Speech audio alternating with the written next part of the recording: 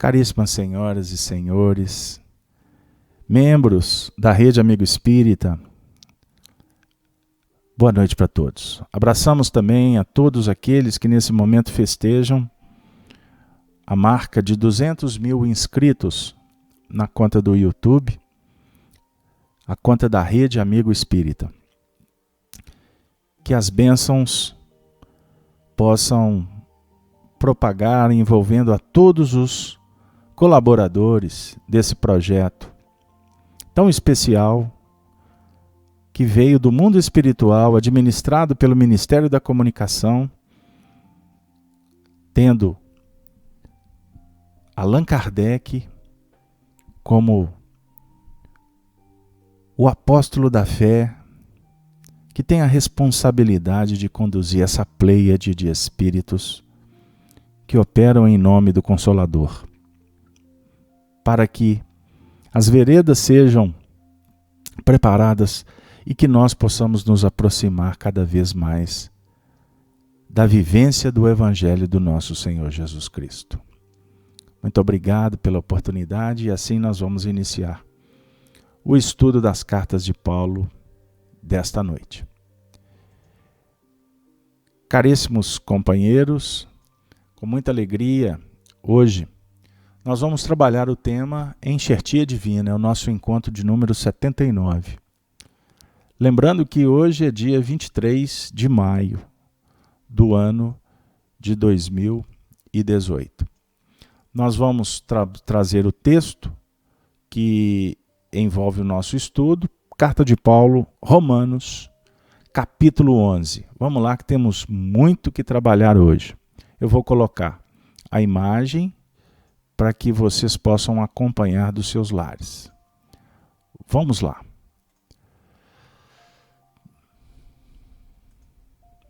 O futuro de Israel. Transgressão de Israel é um título dado. Na versão que utilizamos, imprensa bíblica, primeiro versículo. Digo, pois, porventura rejeitou Deus o seu povo, os judeus? De modo nenhum. Porque também eu sou israelita, da descendência de Abraão, da tribo de Benjamim.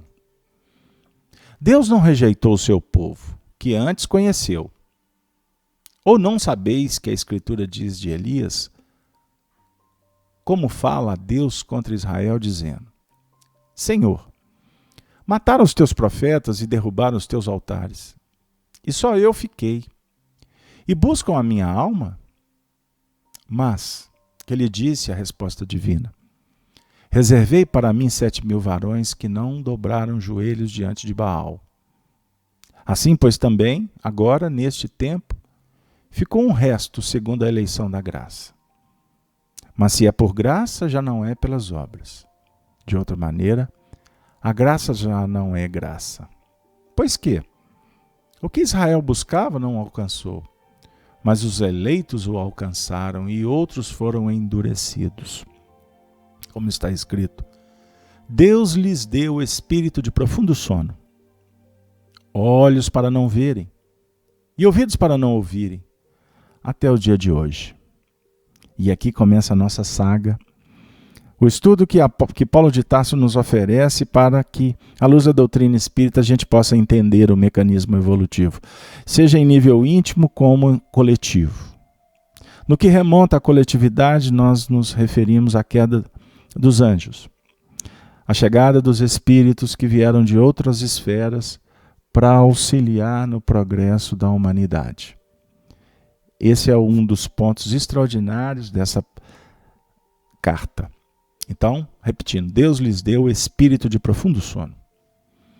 O mergulho pelo degredo em regiões que, para estes espíritos que vieram para a Terra, regiões inferiores, porque o mundo que eles viviam passava por transformações.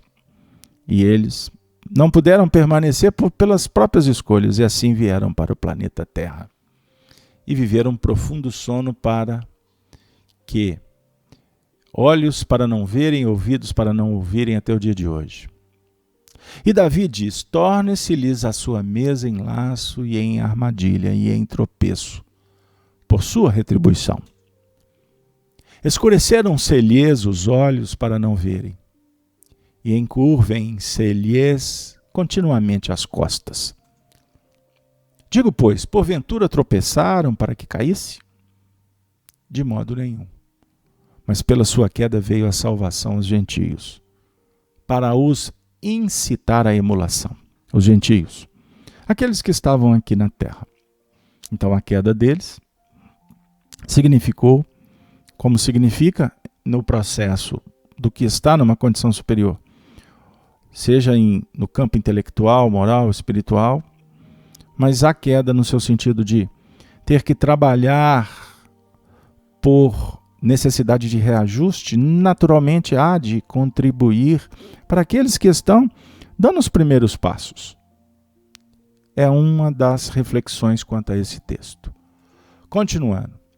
E se a sua queda é a riqueza do mundo, e a sua diminuição a riqueza dos gentios, quanto mais a sua plenitude. Obviamente, se na queda eles vão auxiliando os gentios, reflitamos quanto à beleza do processo, quanto estes mesmos espíritos no processo do auxílio, junto aos inferiores, os mais simples, eles se soerguendo, ou seja, a plenitude, o ensinamento se tornará extraordinariamente belo.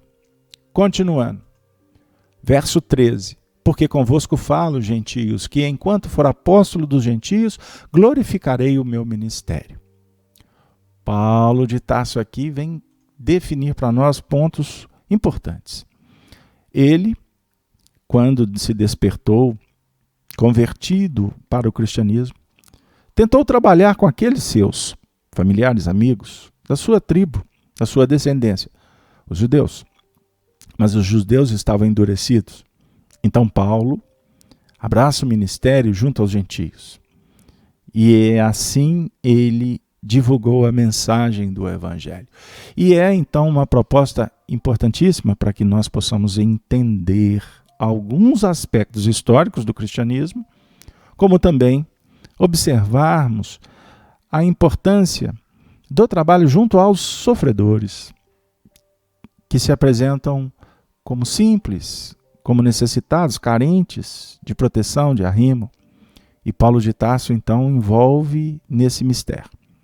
Podemos ser judeus, sofridos, abrindo o coração como gentios, para retomar a caminhada, para redirecionar os nossos destinos. Então, judeu e gentio pode ser trabalhado como espíritos mais maduros, num campo, auxiliar espíritos mais simples, que precisam de professores.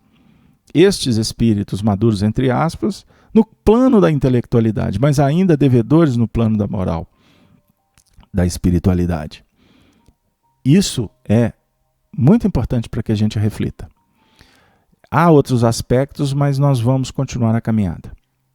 Agora vamos trabalhar o verso 14. Para ver se de alguma maneira posso incitar a emulação os da minha carne e salvar alguns deles. Ou seja, trabalhando com os gentios, nesse ministério sagrado, Paulo não fecha os olhos, ele não despreza a oportunidade, ele não deixa de ter esperança no que remonta a auxiliar aqueles da sua carne, aqueles espíritos que estão endurecidos, mas que chegar-se-á um tempo que haverá a sensibilização. É um processo natural. Nenhuma das ovelhas hão de se perder, disse Jesus. Então no verso 14 ele vai dizer, salvar alguns deles. Interessante porque dentro dessa ideia de salvar alguns deles, nós podemos também refletir sobre a equação do Evangelho que vai trabalhando com cada um, não com massa, não com a expectativa de salvar todos, mas no sentido de que o despertamento evolutivo ele vai acontecendo de uma maneira gradativa. O indivíduo está na massa e começa a sentir necessidade de respirar um oxigênio mais puro, porque ele está abafado. Isso é apenas uma figura, uma imagem para que a gente possa tentar trabalhar nesse sentido. Embora tenhamos religiosos que estão focados na massa E a massa, repetimos, ela necessita do pão, do consolo, do amparo. Mas a massa não está pronta para receber a lição direta. Por isso que Jesus trabalha com os discípulos e os discípulos com o povo, numa proposta que caracteriza-se por uma gradação. O conteúdo vai sendo adequado de acordo com o despertamento dos indivíduos. Vamos continuar, porque esse material aqui a gente já falou em estudos anteriores. No versículo 15, porque se a sua rejeição é a reconciliação do mundo, qual será a sua admissão, senão a vida dentre os mortos?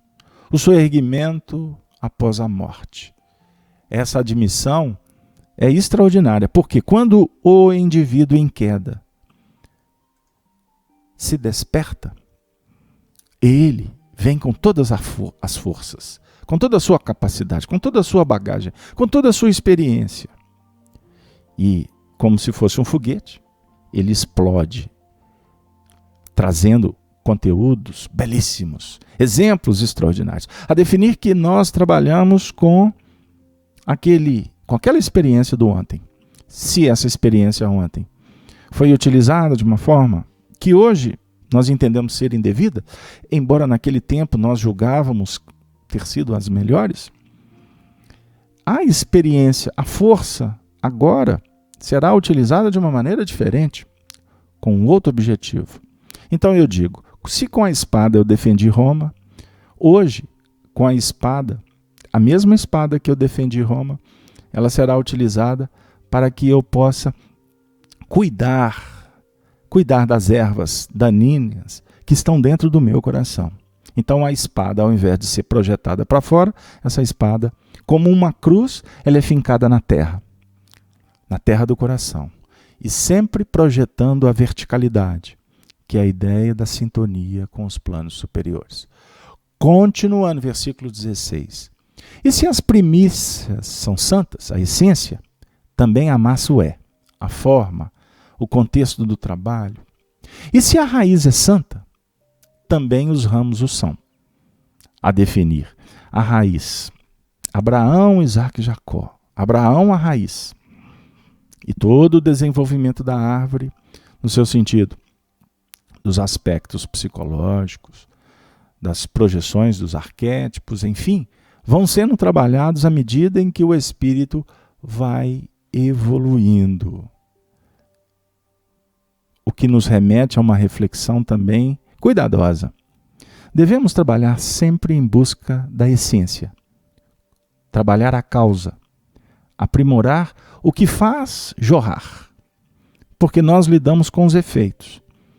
E hoje nós temos que encará-los, verificar o medo, verificar a timidez, verificar os aspectos complexos, frente a frente, porque observando-os, nós vamos como que catalogando-os e encontrando fórmulas para que nós possamos administrá-los e ir gradativamente nos aproximando da seiva do tronco à raiz. São movimentos didáticos que nós utilizamos aqui apenas como figura. Vamos lá. Então esse texto também já foi trabalhado. Agora, e se alguns dos ramos foram quebrados? Lembram dos ramos? Quais ramos?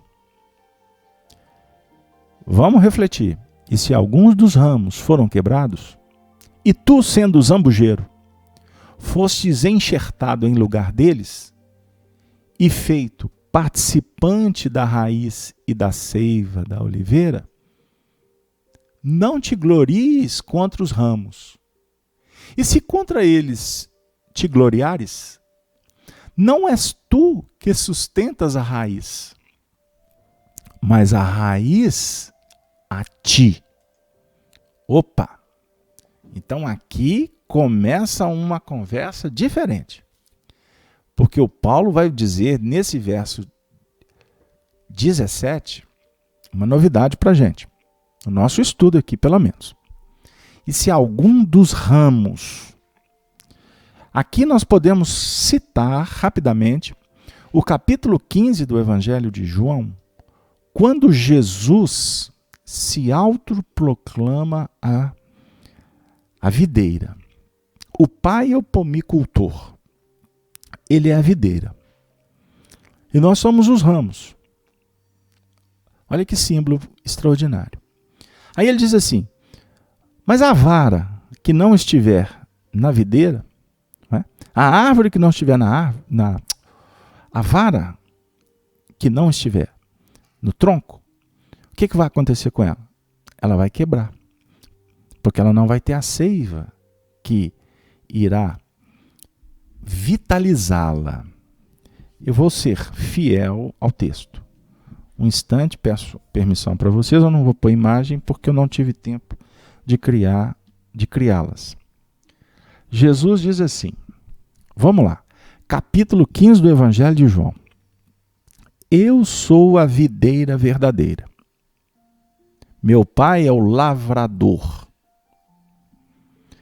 Toda a vara em mim que não dá fruto, atira. E limpa toda aquela que dá fruto para que dê mais fruto. Então, o fruto tem a ver com a vara que está conectada na videira e está produzindo. Porque se não houver produção, vai acontecer que, olha que extraordinário, ela vai secar e ela vai ser retirada. E aquela que dá fruto, ela vai ser purificada para dar mais fruto ainda. E o fruto aqui a gente sabe que são as obras. A seiva é o amor. O resultado do amor são as conquistas espirituais. Aí ele diz assim, vós já estáis limpos pela palavra que vos tenho falado. Está em mim e eu em vós. Como a vara de si mesmo não pode dar fruto, se não estiver na videira. Assim também vós, se não estiverdes em mim. Aí vai voltar a conversa aqui no que o texto do Paulo está dizendo aqui para a gente. Eu vou colocar aqui a imagem agora, para que a gente possa relembrar do processo. O Paulo vai dizer que não te glorieis contra os ramos. E se contra eles te gloriares, não és tu que sustenta a raiz, mas a raiz a ti. Então Jesus está dizendo que não devemos nos envaidecer. Por quê? Eu sou a videira, vós as varas. Quem está em mim e eu nele, esse dá muito fruto. Porque sem mim nada podeis fazer. Então, vaidades, vaidades, vaidades, tolas vaidades. Porque somos nós que, quando cedemos para a manifestação da essência divina, ou seja, a personalidade que reduz, o orgulho que diminui e que passa a diminuir por consequência o egoísmo, brota um trabalho que envolve a vontade divina, o atendimento ao próximo, o crescimento individual. O que aconteceu lá atrás, na história dos anjos que caíram? Vamos voltar aqui para o contexto. O texto diz, no versículo 17, e se alguns dos ramos foram quebrados, eles foram quebrados porque não estavam produzindo. E foram lançados fora. E tu, sendo zambujeiro, o que o Paulo quer dizer, sendo tu zambujeiro? Aí nós vamos pesquisar para ficar fácil o entendimento. O zambujeiro. O zambujeiro ou oliveira brava é uma subespécie da bem conhecida oliveira. E embora se encontre muitas vezes como arbusto ou pequena árvore, pode atingir até 15 metros de altura e ter troncos de grandes dimensões. Estou aqui consultando o site plantaumaárvore.org. Continuando. É uma espécie perennifólia que mantém folhas verdes durante todo o ano. Floresce na primavera, maio, junho. E os seus frutos são azeitonas, que amadurecem no outono, novembro e dezembro.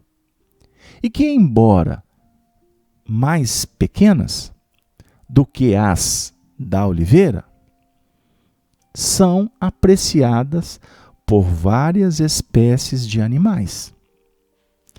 Estas árvores têm uma grande longevidade, sendo conhecidas várias oliveiras milenares. Então, este é o zambujeiro. Ele dá fruto, uma azeitona, mas porém pequena. Ou seja, não tão qualificada quanto a azeitona que dá a oliveira. Não se preocupe que a gente vai amarrar tudo aqui. Vocês querem que traga o conceito de oliveira?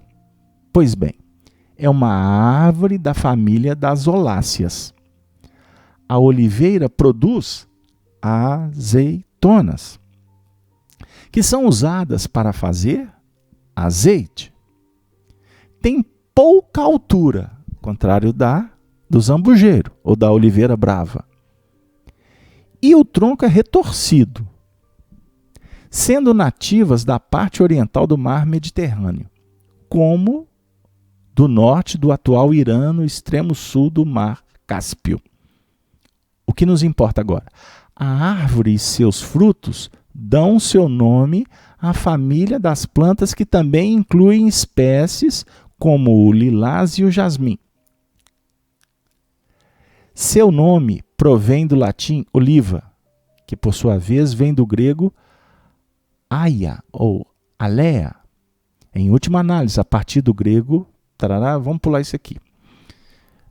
Então, o que nos importa? A azeitona, não é? A azeitona que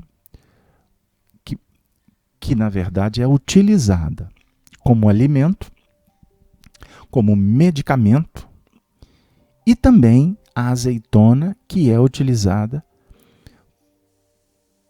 na produção do óleo, que vai ser utilizado como combustível, né? Como combustível, portanto, para iluminar.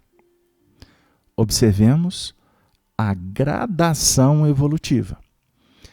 Interessante porque a oliveira é pequena, os galhos são retorcidos. Já o zambujeiro, né? Ou seja, a oliveira brava, ela pode se tornar enorme, ela pode atingir 15 metros.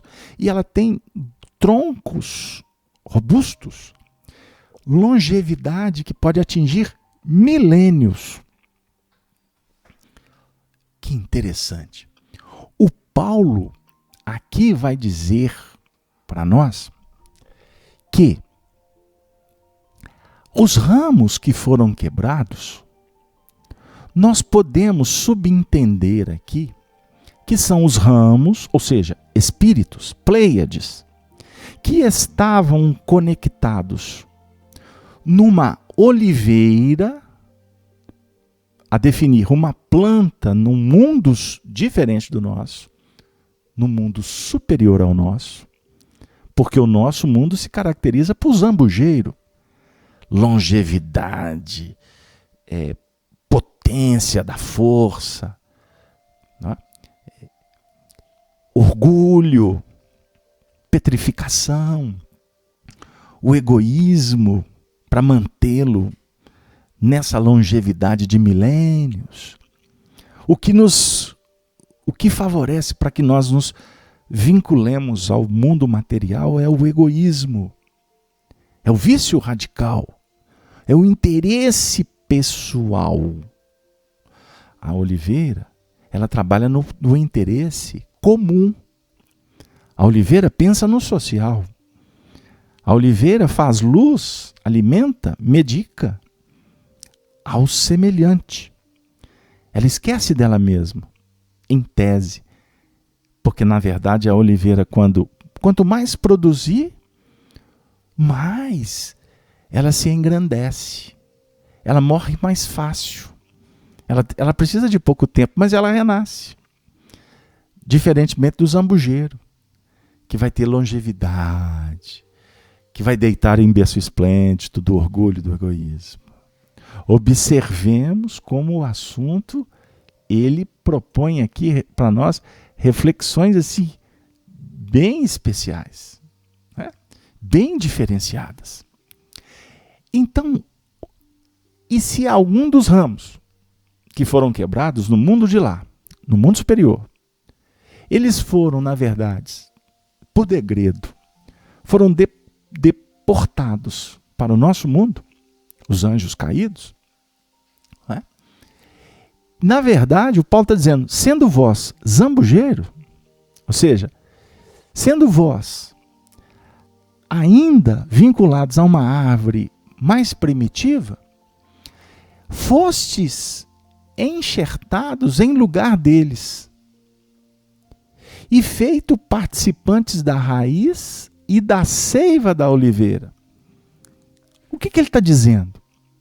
Que na conversão ao cristianismo, na adoção dos princípios virtuosos, na elaboração do campo do pensamento revestido, engrinaldado por sentimentos enobrecidos, sobre a irradiação do Cristo, na verdade, nós estaremos como que promovendo uma enxertia nossa, ou seja, do zambujeiro que é pior,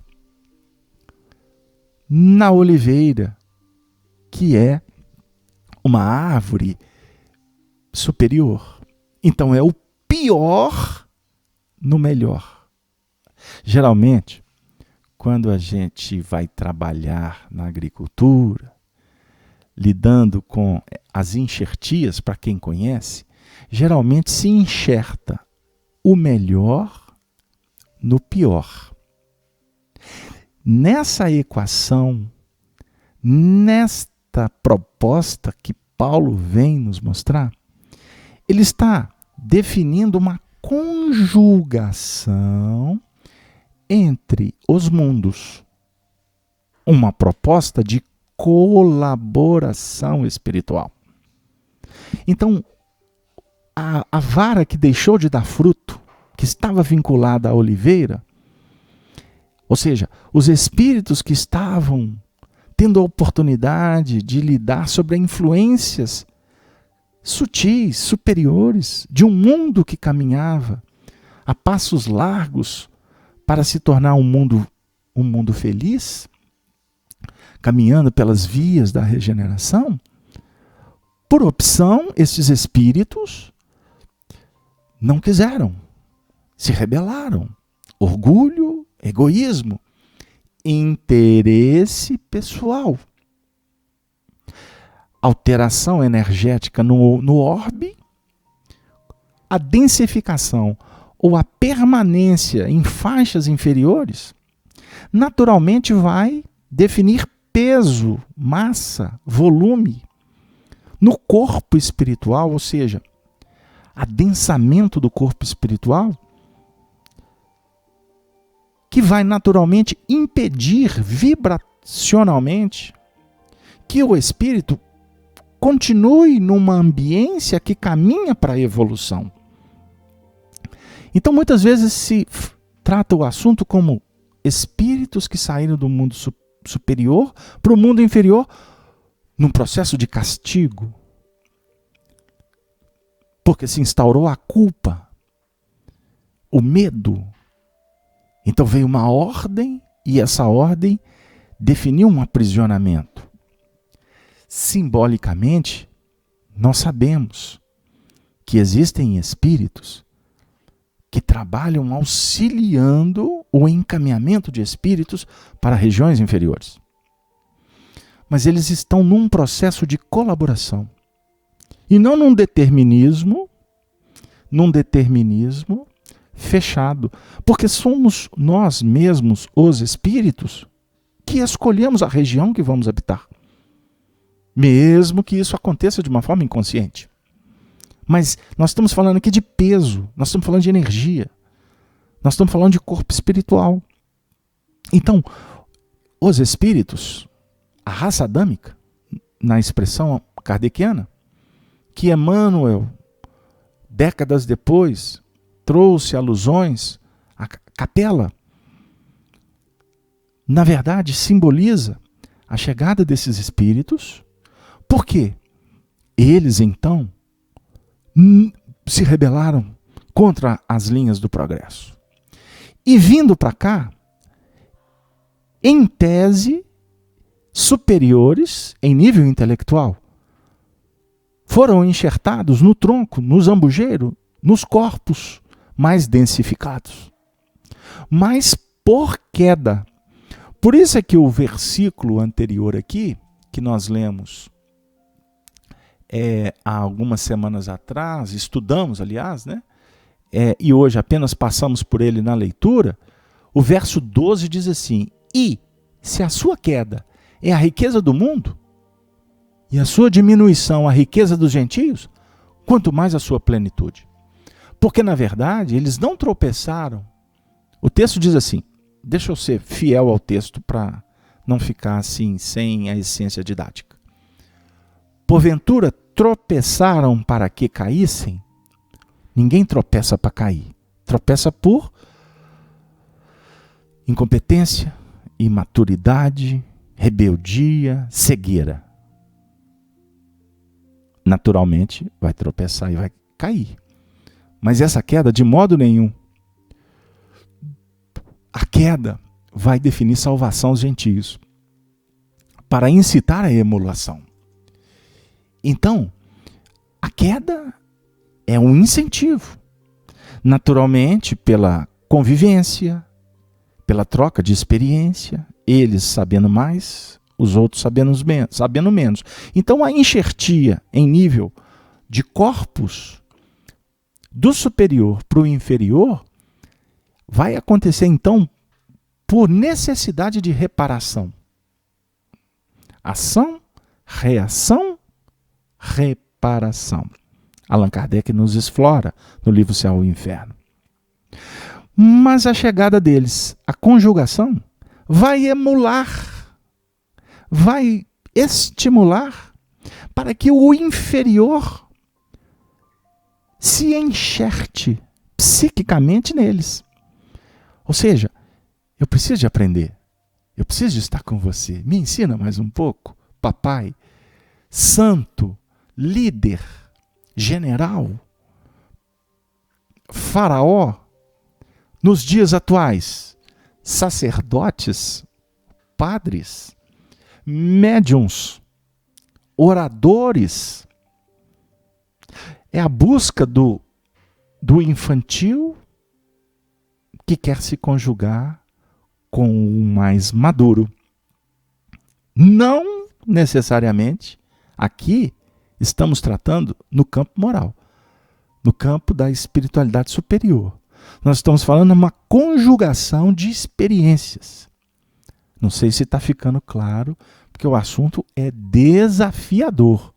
Então esse verso 17 e 18 diz assim: não te glories contra os ramos, e se contra eles te gloriares, não és tu que sustentas a raiz, mas a raiz a ti. Dirás, pois, os ramos foram quebrados para que eu fosse enxertado? Olha que pergunta. A pergunta brota da intelectualidade. Olha que beleza. Os ramos foram quebrados para que eu fosse enxertado? Está bem. Pela sua incredulidade foram quebrados. Pela sua ignorância, eles foram quebrados. E tu estás em pé pela fé. Então não te ensoberbeças, mas teme. Meu Deus, que texto é esse do nosso querido Paulo? Ele está falando. Então não te ensoberbeças, mas tema. O temer aqui não é para impor medo. O temer aqui está falando de respeito. Nós precisamos de respeitar o que nós desconhecemos. Se curve para estudar, para compreender. E a lógica patenteia que quanto mais tu se aproximas da verdade, mais o respeito cede espaço para a admiração. A definir que o respeito nunca vai deixar de existir. Porque quanto mais nós nos aproximamos da mensagem do Cristo, mais o Cristo se glorifica. Mais o amor dele nos constrange, no dizer de Paulo de Tarso. Mais eu necessito da cadeia. Mais eu tenho vontade de contar para o mundo das minhas imperfeições. O mundo precisa de conhecer as mazelas. Não que eu vou pegar o megafone e ficar falando tudo que eu tenho de complicação. Não é nesse sentido. É no sentido de que o mundo, a minha consciência, ela me propõe a olhar, a penetrar, a aprofundar na realidade, sem sofisma, sem tergiversar, sem fugir, sem escamotear. É necessário honestidade, sinceridade, franqueza. Nós estamos vivendo um momento glorioso na evolução espiritual. Glorioso.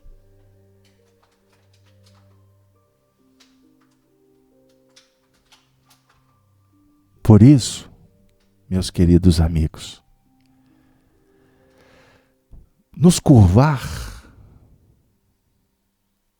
para ouvir, para observar o que os Espíritos estão nos apontando, é uma proposta única. Sabedoria. Sabedoria é o caminho, ensina Emmanuel. Mas o amor é a luz.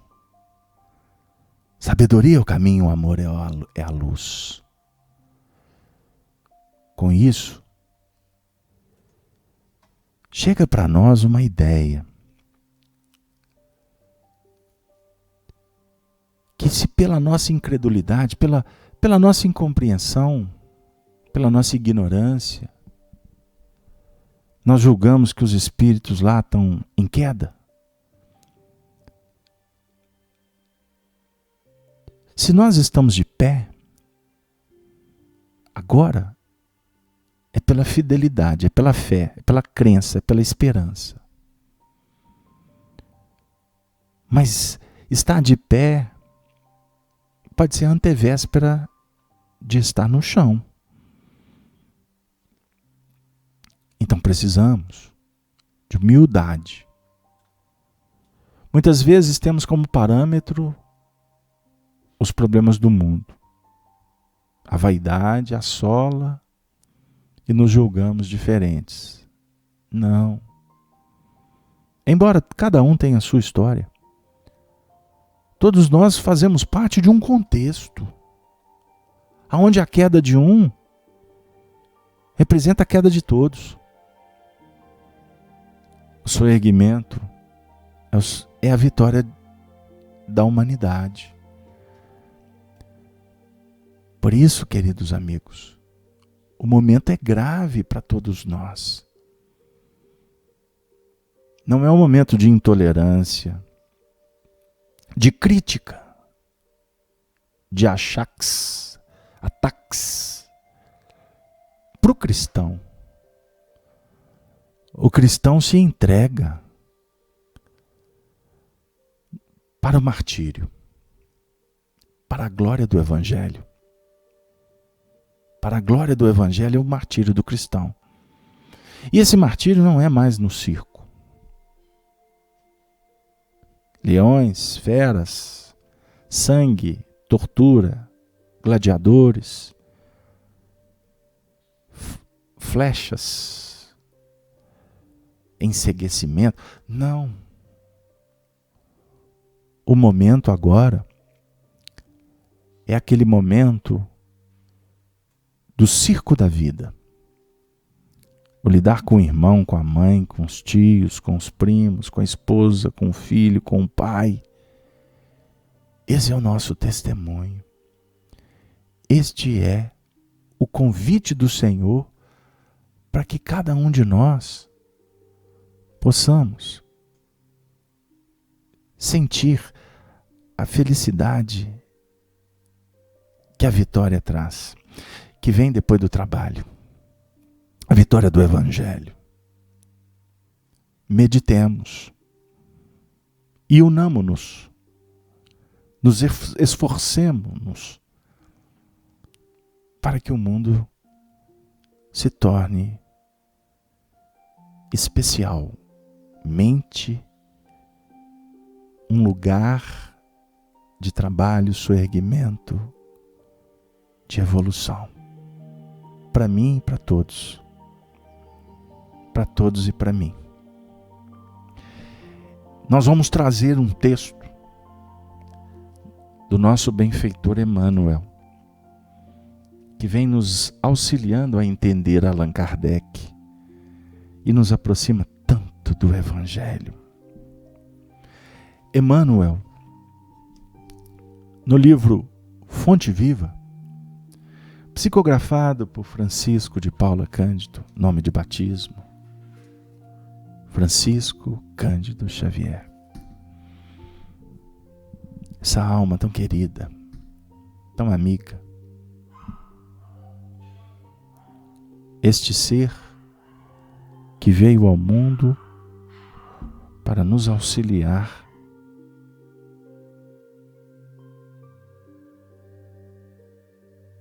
auxiliando a si mesmo na sua evolução.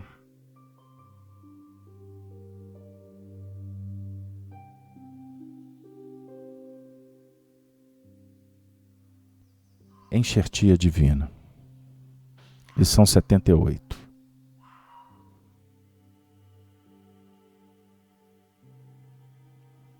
Se não permanecerdes na incredulidade, serão enxertados, porque poderoso é Deus para os tornar a enxertar.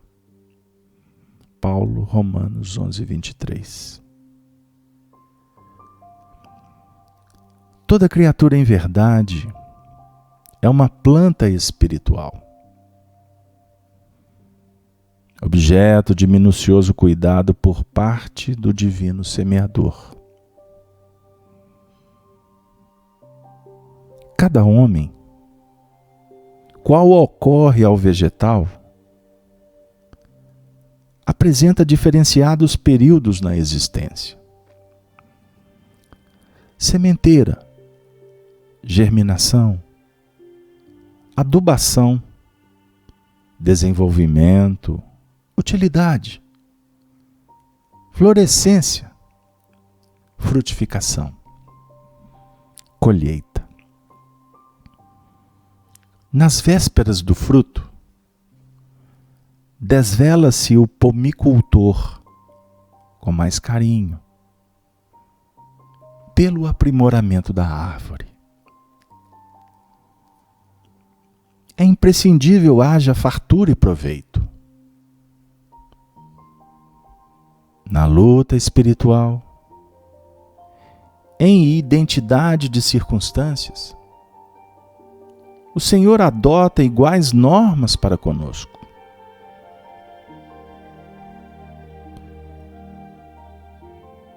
Atingindo o conhecimento, a razão e a experiência, o pomicultor celeste nos confere preciosos recursos de enxertia espiritual, com vistas à nossa sublimação para a vida eterna. A cada novo dia de tua experiência humana, recebes valioso concurso para que os resultados da presente encarnação te enriqueçam de luz divina pela felicidade que transmite aos outros. És, contudo, uma árvore consciente, com independência para aceitar, ou não, os elementos renovadores, com liberdade para registrar a bênção ou desprezá-la. Repara atentamente quantas vezes te convoca o sublime semeador ao engrandecimento de ti mesmo. A enxertia do alto procura-nos através de 1000 modos. Hoje é na palestra edificante de um companheiro. Amanhã será num livro amigo. Depois virá por intermédio de uma dádiva aparentemente insignificante da senda. Se guardas, pois, o propósito de elevação, aproveita a contribuição do céu, iluminando e santificando o templo íntimo. Mas, se a incredulidade por enquanto te isola a mente, enovelando-te as forças no carretel do egoísmo, o enxerto de sublimação te buscará debalde, porque ainda não produzes, nos recessos do espírito, a seiva que favorece a vida abundante.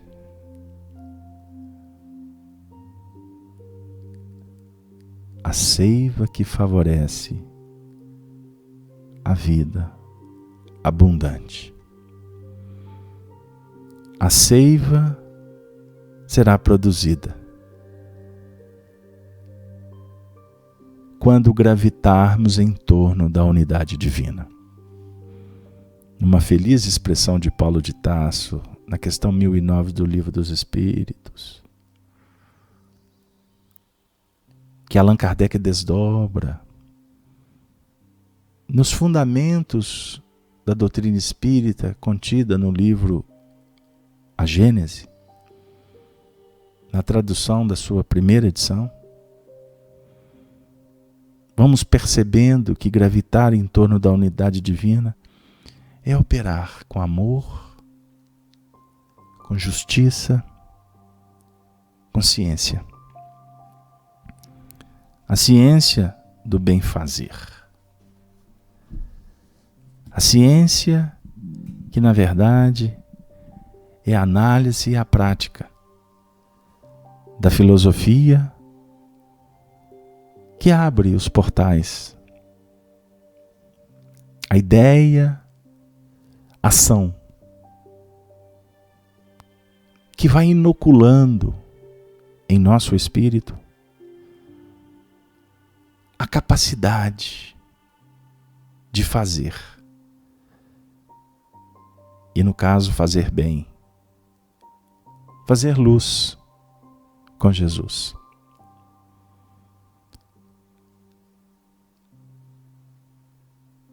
Enxertia divina.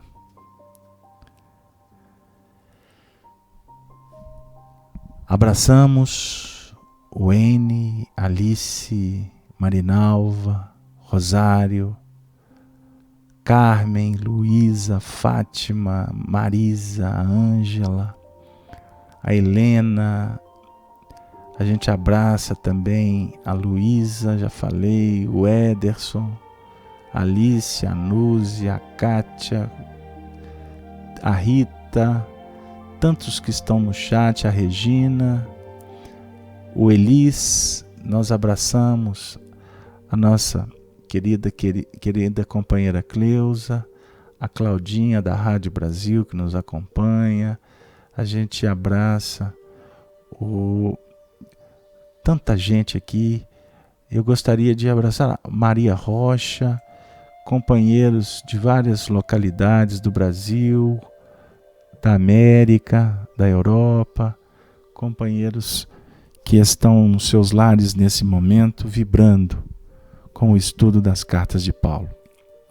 Para nós, é um motivo de muita alegria.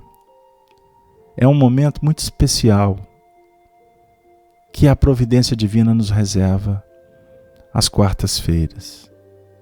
Nós gostaríamos de agradecer ao benfeitor desse programa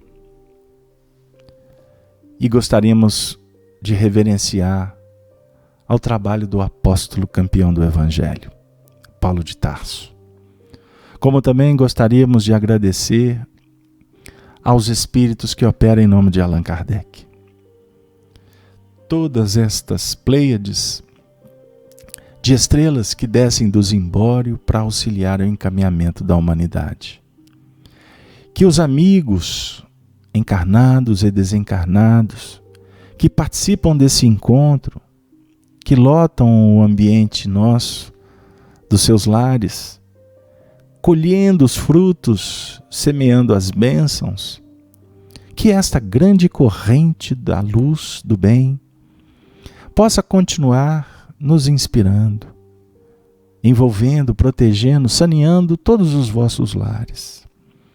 Que nós possamos cada vez mais nos aprimorar e intensificar essa busca de viver o Evangelho.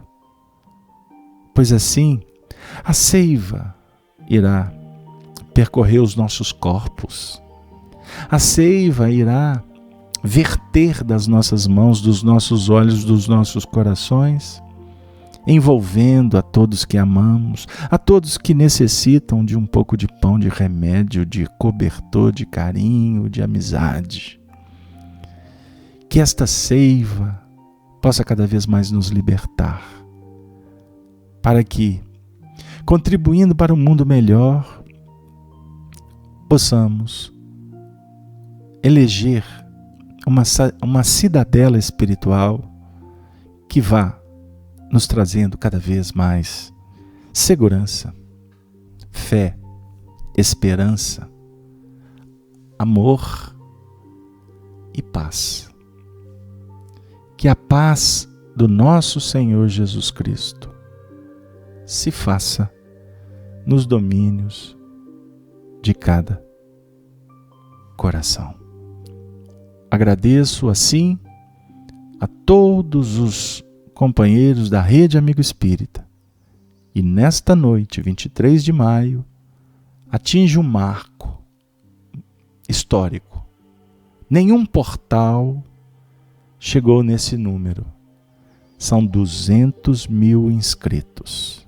São milhões de acessos ao longo do ano, nas suas diversas plataformas. Esta é uma maneira de qualificar cada vez mais os condutos que a tecnologia nos oferece. Vamos usar a internet para fazer luz e para promover a igualdade, a liberdade e a fraternidade entre os povos. Me despeço com a saudação daqueles que são os cristãos dos primeiros tempos e que vivem para sempre. Ave, ave, ave Cristo. Boa noite para vocês. Até a próxima transmissão.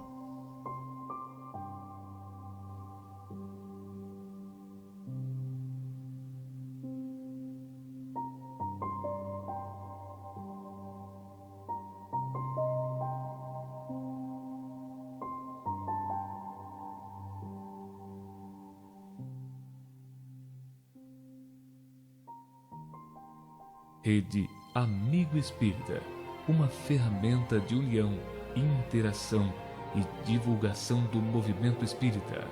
Acesse www.redeamigoespírita.com.br e confira nosso acervo disponível. Rede Amigo Espírita, divulgando, instruindo e unificando.